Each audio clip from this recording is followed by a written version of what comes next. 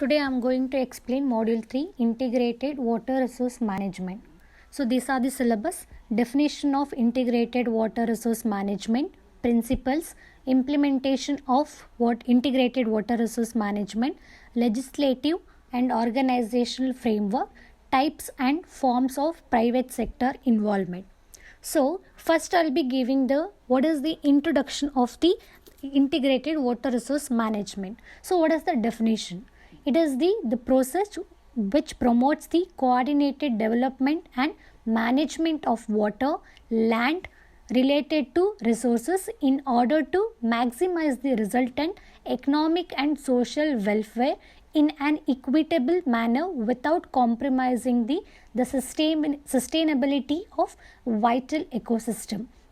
So normally we will be consider that is whatever taking the final decision of the any particular related to water resource management, everything which will be taking, that is with the coordination we will be taking to development of the management of water, that is how to distribute the water, how to manage the water related to the land, related to the resources, that is groundwater resources as well as the surface water resources, that is without compromising sustainability of vital ecosystem. The vital ecosystem is nothing but it is necessary to take the proper system for the biological and non-biological. You can considering here the physical things, that is non-living things and everything, that is to ability to maintain the biological and physical the parameters and everything.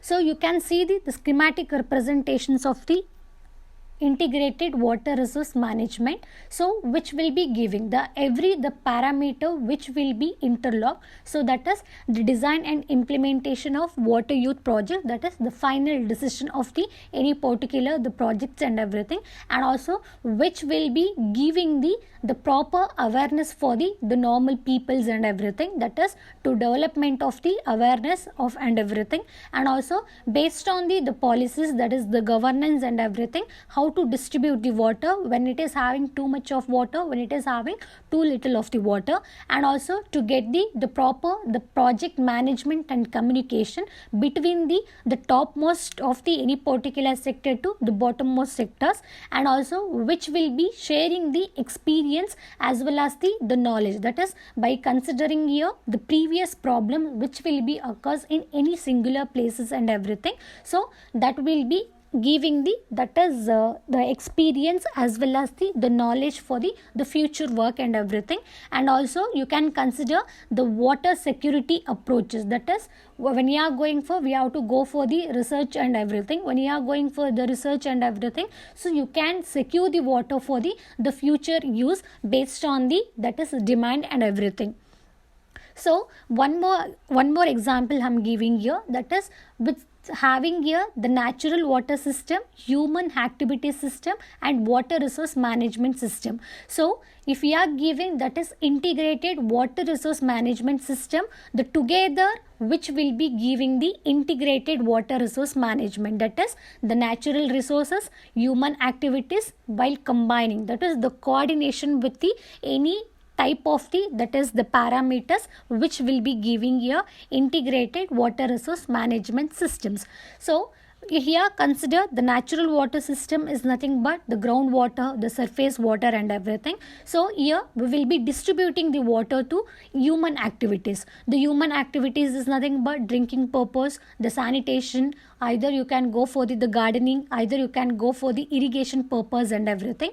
So that will, when you are distributing the water for the human activities, when it is having too much of the water, you can consider that is floods, the droughts as well as the landslides and everything. So where the too much of the water, when it is having here too little of the water, so based on the requirements, the demand, we have to supply the water, so with the proper the management systems and everything.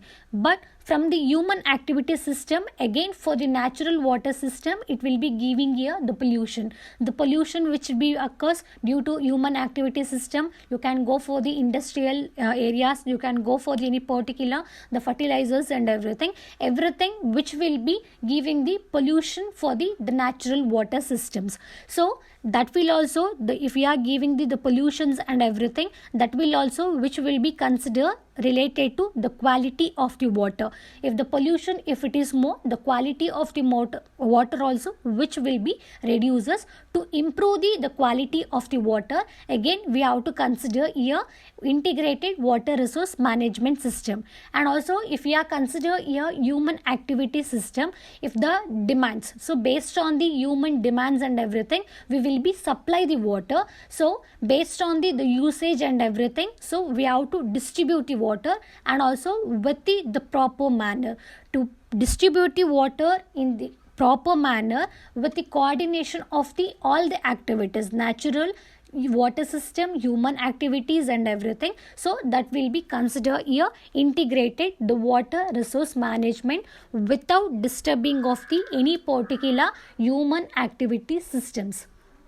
So next I'll go with the introduction to integrated approaches. So what are the methods when you are going for, when you are finding the solution for any particular the proper management system? So what are the approaches you can consider, and also what are the issues which will be occurs, and also what are the challenges which will be occurs? The first I'll go with the issues. The first one, resources under pressure. Resources under pressure is nothing but if there is no resources. For example, if there is no surface water, so we cannot, if we are consider lakes or ponds and everything, so it won't fill, so we cannot distribute the water. So that will be considered. If there is no resources, we cannot go for the distributions and everything, so that will be considered resources under pressure. Again, population under water pressure. The population under water pressure is nothing but due to increasing in the population, so we cannot supply the water due to based on the availability of the water. If it is more, we can distribute, but if it is having less water, if it is having less availability of the water, we cannot distribute. So that will also consider here the water pressure. Again, impact of pollution, because what will happen, for the drinking purpose we have to require the fresh water only, we cannot drink the contaminated waters and everything. So impact is nothing but what are the effect of the pollution to distribute the water, so we have to take care about that particular also. Again, water governance crisis and everything, that will be giving the rules regulation to distribute the water in the rural areas, you can consider in the urban areas and everything. So these are the issues which will be occurs. So we have to go for these particular issues and everything, we have to reduce what are the problems occurs, that is issues occur, we have to try to reduce, then we have to distribute. So these all issues which will be solving by the integrated the water resource management systems and everything. Again, next, challenges. Challenges is nothing but these are the aims to provide the integrated water resource management, that is securing water for people. When it is having too much of the water, if it is having too much of the rainwater and everything, we have to store the water in the lakes, ponds, reservoir and everything to distribute in the future use and everything. The securing of the water is very difficult, because when there is no ponds or lakes, we cannot store the water. So that will be effect for any particular things. Again, securing water to the food production, because maximum we will be constructing of the reservoir, dams and everything to store the water. Again, through the channel we will be distributing the water, so to produce, that is for the irrigation purpose and everything. So there what will happen, if we are not storing the water, so we cannot distribute the water. So but storing only is very difficult, because if there is no reservoir, if there is no dams and everything, we cannot store the water. So that is also the main problem. Again, the protecting of the vital ecosystems. That is, the vital ecosystem is nothing but based on the biological parameters, that is biological committee, which will be under the physical parameters and everything, which is having non-living things and everything, for the aquatic lives and everything. So we have to protect the ecosystem. Aquatic you can consider here, again also non-living things and everything. Again, the managing of the risk. So managing of the risk is nothing but, if it is having more water, so we cannot, when there is no storing capacity and everything, we cannot store the water. That will also consider the managing problem. If it is having less water, if it is having more demand, so there also we cannot distribute the water. So that will be comes under the managing of the risk and everything. Again, developing other job creating activities, because when you are going for, if there is no water, we cannot go for the any activities and everything. So there what will happen, so the job creating which will be reduces.